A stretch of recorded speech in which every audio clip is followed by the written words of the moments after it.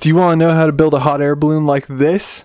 Well, I'm about to show you. Now, as you can see, I've built quite a few hot air balloons on this particular map, and that's because this is going to become an adventure story. Anyway, that's enough about that. Let's get into it. You're going to start off with a base section. It really doesn't matter the size of this. I use all kinds of different base sections for all the hot air balloons throughout this map. So as you can see, I do a 3x3 and then I add a little bit to the edges. And then in the center portion, I put a hopper facing down and then hang a chain from it to put a lantern. And you can see that it's just to add a little frill to the bottom. It looks really nice with that light hanging down.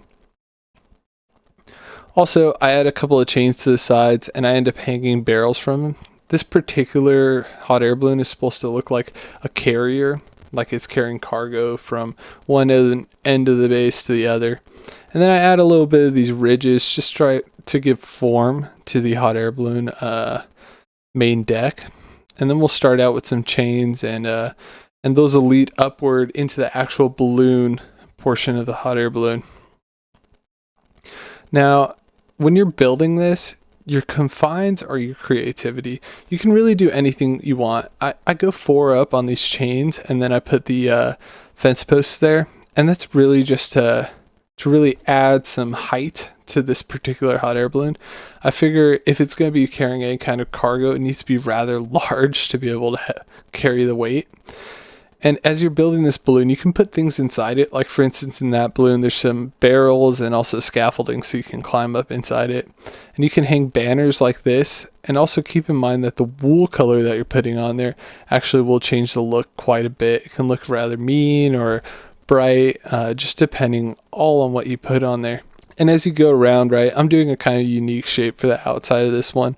But you can just do a square and square and square. It's going to look like a hot air balloon pretty much no matter what you do. You can see that in all these different hot air balloons that I'm showing on my B-roll. But using different colors really helps. This is a large hot air balloon, so I was able to fit 3 colors into this this balloon. But normally you'd want to stick with 2 for striping or whatever. You can see those banners just look good no matter where you put them.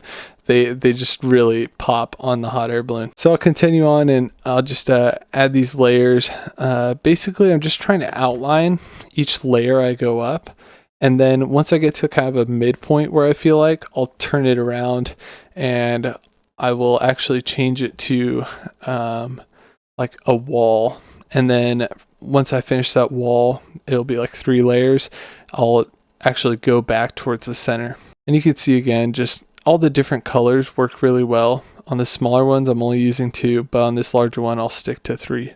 Now, moving on, keep in mind that if you want to build something on the inside of your hot air balloon, you need to have space for that. So really, the size of it is very important. You can't just fill it with wool, because if you fill it with wool, then there'll be no room for anything inside. You won't even be able to climb up. And you have to keep that in mind also for when we start designing the main platform. If you have a fireplace in the middle of your main platform, it becomes kind of hard to build like any ladders or anything to get inside the hot air balloon. So you really have to keep that in mind. You can use trapdoors to kind of build a very skinny ladder to get up there so that you don't have to use full blocks. But pretty much anything you do is going to take up space on your main deck. So you need to be very particular about what you're going to put in there to build. Now you can see I finally top off this hot air balloon with just like a little crisscrossy pattern, and then I put a trapdoor on there.